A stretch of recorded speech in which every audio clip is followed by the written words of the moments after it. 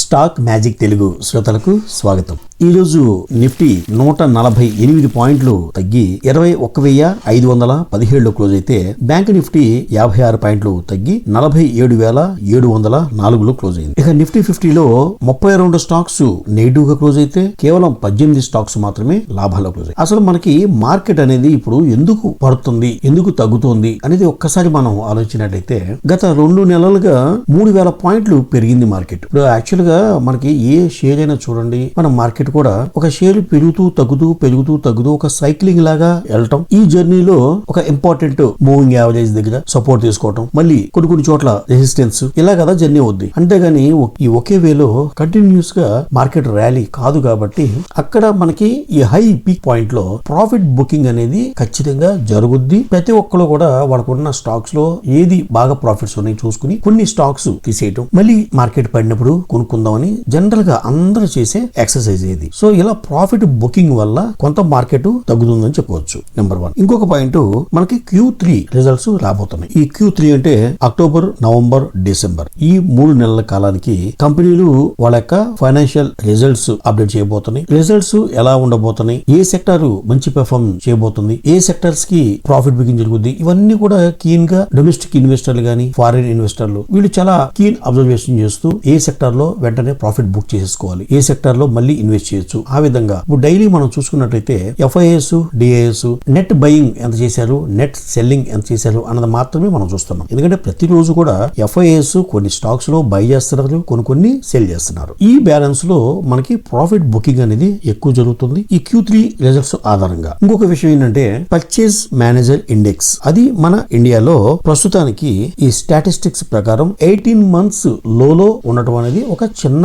రవంత minus అని చెప్పుకోవాలి. ఇది పెద్ద నెగిటివ్ అయితే కాదు, కొంచెం మైనస్ అని చెప్పుకోవాలి. అసలు ఈ పర్చేజర్ మేనేజర్ ఇండెక్స్ అంటే ఏంటంటే, ఫర్ ఎగ్జాంపుల్ ఏదైనా ఒక హోటల్ ఉందనుకోండి, ఆ హోటల్లో ఈ ఫుడ్ ప్రిపేర్ చేయడానికి అవసరమైన మెటీరియల్ మొత్తం ఎవరో ఒక పర్సన్ పర్చేజ్ చేస్తూ ఉంటారు. ఆ పర్సన్ డైలీ యావరేజ్ గా మనకి 15,000 రూపీస్ వర్త్ మెటీరియల్ కొంటూ ఉన్నది అనుకోండి. స్లోగా ఆయన 16,000, 18,000, 20,000 అలా పెంచుకుంటూ వస్తుంటే అర్థం ఏంటి, మనకి ఆ హోటల్లో బిజినెస్ పెరుగుతుంది అనేది ఇండైరెక్ట్ గా అర్థం. అలాగే ఈ 15,000 బదులు ఆ మెటీరియల్ 12,000, 10,000 అలాగే 8,000 యావరేజ్ గా ఎవ్రీ మంత్ తీసుకుంటూ ఉంటే అంటే మనకేంటి, బిజినెస్ ఒకప్పుడు అంతగా లేదు అని మనకు అర్థం. అలాగే ఈ మ్యానుఫ్యాక్చరింగ్ సెక్టర్ లో పర్చేజ్ మేనేజర్ ఇండెక్స్ లో ఈ ప్రతి కంపెనీ కూడా మెటీరియల్ పర్చేసింగ్ మేనేజర్ ఉంటారు. ఆయన మన కంపెనీకి ఉన్న ఆర్డర్స్, కంపెనీ ప్లాంట్ యొక్క మ్యానుఫ్యాక్చరింగ్ కెపాసిటీ దాన్ని దృష్టిలో పెట్టుకుని రా మెటీరియల్ కొంటూ ఉంటారు. వాళ్ళు రా మెటీరియల్ ఎక్కువ కొంటున్నారు అంటే ఆ కంపెనీకి ఎక్కువ ఆర్డర్స్ రాబోతున్నాయి, వస్తున్నాయి. డైలీ వాళ్ళ యొక్క plant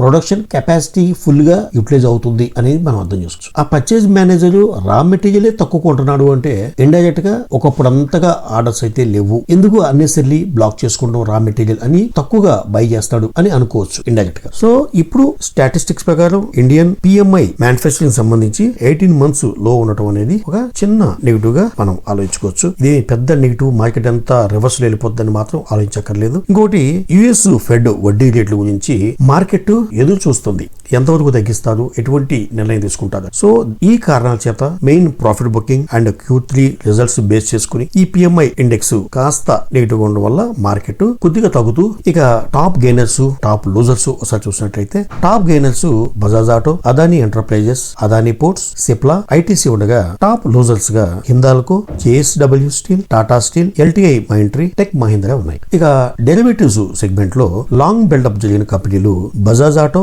Adani enterprises, Adani ports, IndusInd bank, ITC ఉన్నాయి. లాంగ్ బిల్డప్ అంటే నేను రెగ్యులర్ గా అన్ని వీడియోలో చెప్తున్నాను, కొత్త వాళ్ళ కోసం చెప్తున్నాను. షార్ట్ టర్మ్ లో ఈ కంపెనీ స్టాక్ పెరగొచ్చు అని ఫ్యూచర్ అండ్ ఆప్షన్స్ లో ఎంటర్ అయిన జాబితాలో ఉన్న కంపెనీలు. ఇక షార్ట్ బిల్డప్ జరిగిన కంపెనీలు JSW steel, Infosys, Wipro, Tata steel, LTI Mindtree. ఈ కంపెనీలు షార్ట్ బిల్డప్ జరిగినాయి. షార్ట్ బిల్డప్ అంటే షార్ట్ పీరియడ్ లో ఈ కంపెనీ యొక్క షేరు తగ్గొచ్చు అని ఫ్యూచర్ అండ్ ఆప్షన్స్ లో ట్రేడర్స్ ఎంటర్ అయిన కౌంటర్స్ గా చెప్పుకోవచ్చు.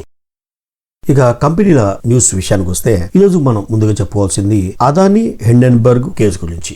ఎందుకంటే ఎప్పటి నుంచో హిండెన్బర్గ్ అదాని యొక్క కంపెనీస్ అన్ని కూడా వాళ్ళ ఫండ్స్ మిస్ మేనేజ్మెంట్, షేర్స్ ని వాల్యుయేషన్ రాంగ్ గా చేయడము, ఇంకా వాళ్ళ రకరకాల అలిగేషన్స్ తో కోర్టులో కేసు నడుస్తుంది. ఆ కేసు సంబంధించి సుప్రీంకోర్టు ఈ రోజు రీసెంట్ గా సుప్రీంకోర్టు ఏం చేసిందంటే సెబీకి దీని యొక్క కేసుకు సంబంధించి ఇన్ డెప్త్ గా ఇన్వెస్టిగేషన్ చేసి మాకు ఫీడ్బ్యాక్ ఇవ్వండి అని చెప్పి చెప్పడం జరిగింది. ఈ కేసు ఇన్వెస్టిగేషన్ సంబంధించి సెబీ నుండి స్పెషల్ ఇన్వెస్టిగేషన్ టీమ్ కి ఇవ్వాల్సిన అవసరం అయితే నాకేం కనిపించట్లేదు అన్నట్టుగా అభిప్రాయాన్ని వ్యక్తం చేసింది సుప్రీంకోర్టు. ఇంకోటి ఇక మిగిలిన 2 కేసులు ఏదైతే పెండింగ్ ఉన్నాయో అవి కూడా 3 నెలల్లో ఇన్వెస్టిగేషన్ కంప్లీట్ చేసి ఫీడ్బ్యాక్ ఇవ్వమని సెబీని ఆదేశించింది సుప్రీంకోర్టు. టోటల్ గా ఈ కేసు సంబంధించి క్లియర్ గా అదానీ గ్రూప్ కి ఫేవర్ గానే ఉంది సుప్రీంకోర్టు. దీంతో ఈ రోజు అదానీ గ్రూప్ సంబంధించిన షేర్లన్నీ కూడా ర్యాలీకి గురైన 2% నుంచి 9% వరకు దాదాపుగా వాళ్ళ యొక్క కంపెనీలన్నీ పెరగడం జరిగింది ఈ రోజు. జెన్సోల్ ఇంజనీరింగ్ ఈ కంపెనీ ఛత్తీస్గఢ్ నుంచి శారదా ఎనర్జీ అనే కంపెనీ నుంచి 139 కోట్ల విలువ గల సోలార్ పవర్ ప్రాజెక్టు ఆర్డర్ ని సంపాదించింది. ఇది కంపెనీకి ఒక పాజిటివ్ అంశం అయితే, మరొక అంశం ఏంటంటే QIP ద్వారా 300 కోట్లు ఫండ్స్ రేజ్ చేయాలని బోర్డు ఆమోదించింది జెన్సోల్ ఇంజనీరింగ్ కి. ప్రస్తుతం స్టాక్ ధర 845 రూపాయల్లో ట్రేడ్ అవుతుంది. జెన్సోల్ ఇంజనీరింగ్.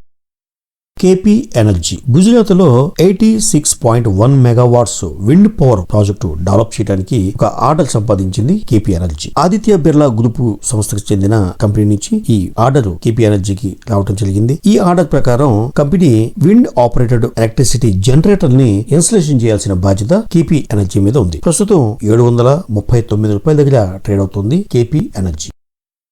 VST industries. ఈ VST ఇండస్ట్రీస్ అనేది చాలా పురాతనమైన ఓల్డ్ కంపెనీగా చెప్పవచ్చు. ఒకప్పుడు వజీర్ సుల్తాన్ టొబాకో కంపెనీగా 1930లోనే స్థాపించిన ఈ కంపెనీ తర్వాత పేరు మారడం జరిగింది. ఈ కంపెనీ టొబాకో ప్రొడక్ట్స్, సిగరెట్స్ తయారు చేసే కంపెనీ. బయట బ్రాండ్స్ చాలా ఫేమస్ బ్రాండ్స్ అయిన ఈ total, editions, charms, special, moments ఇలాంటి బ్రాండ్స్ తో ఈ కంపెనీ సిగరెట్లు అమ్ముతోంది. ఈ మధ్య కాలంలో ఆ ప్రొడక్ట్ లో కూడా ఇన్నోవేటివ్ గా మోడిఫై చేసి రీసెర్చ్ చేసి ఈ టోటల్ రాయల్ ట్విస్ట్ అని, టోటల్ యాక్టివ్ మింట్ అని, టోటల్ రిఫ్రెష్ అని రకరకాల పేర్లతో, రకరకాల ఫెసిలిటీస్ తో, రకరకాల ఫీచర్లతో సిగరెట్లని తయారు చేసి అమ్ముతోంది VST ఇండస్ట్రీస్. అసలు ఈ కంపెనీ ఫైనాన్షియల్ ఇయర్ 2023లో 76 కోట్లు రీసెర్చ్ అండ్ డెవలప్మెంట్ కి ఖర్చు పెట్టిందంటే చూడండి ఎంత సిగరెట్ల మీద, వాళ్ళ ప్రోడక్ట్ మీద, మార్కెటింగ్ మీద ఫోకస్ చేస్తుందో కంపెనీ. ఇంత మార్కెట్ పొటెన్షియల్ ఉన్న ప్రోడక్ట్ లెక్కల కంపెనీలు గానీ, సిగరెట్ కంపెనీలు గానీ, గేమింగ్ ఇండస్ట్రీస్ గానీ ఎన్ని రకాల ట్యాక్సెస్ యాడ్ చేసినా కూడా వాళ్ళ యొక్క బిజినెస్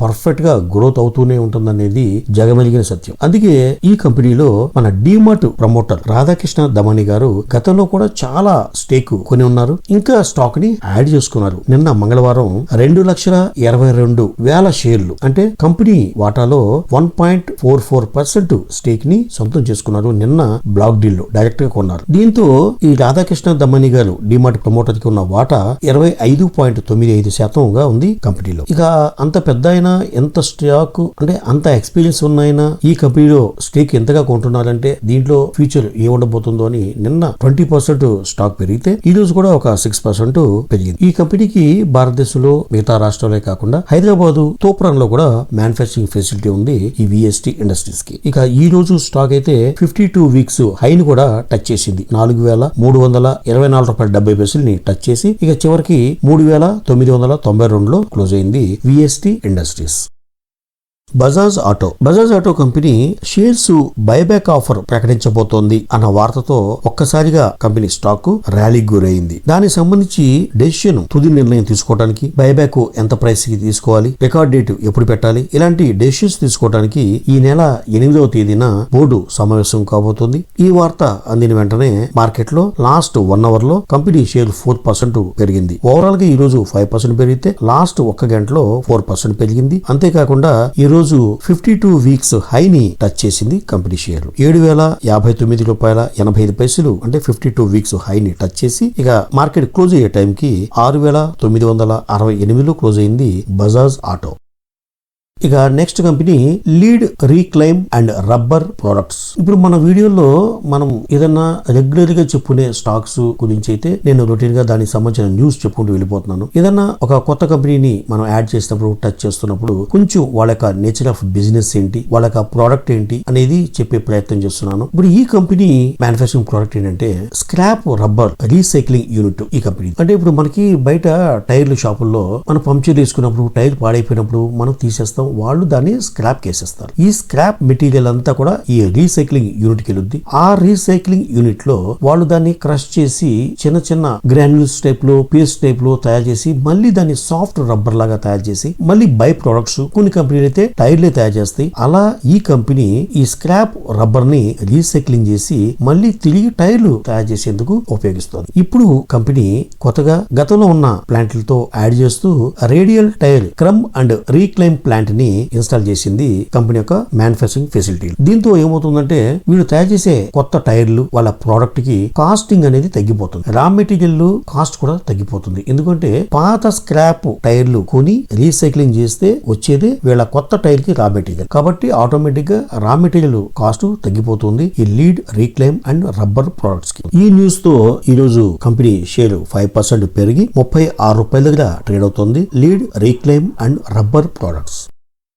ఇక మరో కొత్త కంపెనీ యూఫ్లెక్స్ లిమిటెడ్. కొత్త కంపెనీ అంటే మన వీడియోలో మనం తరచుగా చెప్పుకోకుండా ఉన్న కంపెనీ అని అర్థం. ఇక ఈ యూఫ్లెక్స్ అనే కంపెనీ ఫ్లెక్సిబుల్ ప్యాకింగ్ ప్రొడక్ట్స్ తయారు చేసే కంపెనీ. అంటే మనకి ఈ సూపర్ మార్కెట్స్ లో, షాప్స్ లో ఫుడ్ ప్యాకింగ్ చేసినప్పుడు, లేకపోతే డిటర్జెంట్ సర్ఫ్ ప్యాక్ చేసినప్పుడు ఫ్లెక్సిబుల్ కవర్స్, ఫ్లెక్సిబుల్ ప్యాకింగ్ ఎక్కడైతే ఉంటుందో అటువంటి ప్యాకింగ్ ఎక్విప్మెంట్ ని, ప్యాకింగ్ కవర్స్ ని తయారు చేసేదే యూఫ్లెక్స్ లిమిటెడ్. ఈ కంపెనీ ఇప్పుడు న్యూస్ ఏంటంటే ఈ కంపెనీ అనుబంధ సంస్థ ఈజిప్ట్ లో ఈ పెట్ బాటిల్స్ అంటే వాటర్ బాటిల్స్, మామూలుగా మనం ప్లాస్టిక్ బాటిల్స్ ఉంటాయి కదా, పెట్ బాటిల్స్, ఈ పెట్ బాటిల్స్ రీసైక్లింగ్ యూనిట్ ని స్టార్ట్ చేసింది అక్కడ. ఈ రీసైక్లింగ్ చేసే ప్లాంట్ యొక్క కెపాసిటీ ఎంతంటే 18,000 మెట్రిక్ టన్స్ పర్ యానం గా చెప్తుంది కంపెనీ. ప్రస్తుతం 487 రూపాయల దగ్గర ట్రేడ్ అవుతుంది Uflex limited. RailTel corporation of India. ఈ company railway engineering company RVNL నుంచి 35 కోట్లు విలువ గల ఆర్డర్ సంపాదించింది. నిన్న మనం చెప్పుకున్నాం మన వీడియోలో RVNL REC కంపెనీ ఒక ఒప్పందం ప్రకారం వాళ్ళు బిజినెస్ చేస్తున్నారు. REC అనేది RVNL కి ఫైనాన్స్ చేస్తోంది. దాంతో వాళ్ళు ఏ టెండర్ వచ్చినా, ఏ వర్క్ వచ్చినా చేయడానికి సిద్ధంగా ఉన్నారు. ఆ RVNL మళ్ళీ రైల్వేకి సంబంధించిన కంపెనీ రైల్టెల్ కి 35 కోట్ల ఆర్డర్ ఇవ్వడం జరిగింది. దీంతో ఈ రోజు రైల్టెల్ కంపెనీ షేరు 3% పెరిగి 363 రూపాయల దగ్గర ట్రేడ్ అవుతుంది.